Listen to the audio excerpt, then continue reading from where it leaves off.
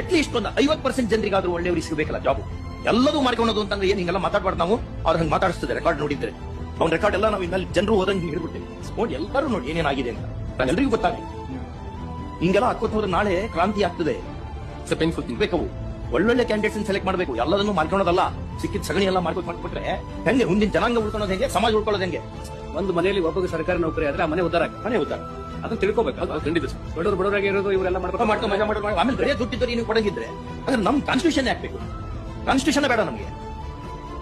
ಎಲ್ಲರೂ ಬದುಕಬೇಕು, ಸಹಬಾಳ್ವೆಯನ್ನು ಉಂಟು ಮಾಡುವಂತಹ ಕಾನ್ಸ್ಟಿಟ್ಯೂಷನ್ ಇದು. ಬರೇ ರಿಚ್ ಪೀಪಲ್ ಅಷ್ಟೇ ಮಾಡಿ. I are not against rich people. Richness is a virtue. ಆದ್ರೆ ಬಡವರು ಇದ್ದಾರೆ. ಬರೀ ಸೂಟ್ ಕೇಸ್ ಇದ್ದವರಿಗೆ ಅಷ್ಟೇ ಜಾಬ್ ಸಿಗಂಗಿದ್ರೆ ಉಳ್ದೋರ್ ಗತಿ ಏನು? ಉಳ್ದೋರ್ ಗತಿ ಏನು? ಅಟ್ಲೀಸ್ಟ್ 50% ಜನರಿಗಾದ್ರೂ ಏನಾದ್ರು ಒಂದು ಉಪಯೋಗ ಆಗ್ಬೇಕಾ? 50% ಜನರಿಗಾದ್ರೂ ಜಾಬ್ ಸಿಗ್ತದಪ್ಪ ಅಂತ ಅನ್ಸ್ಬೇಕಲ್ಲ.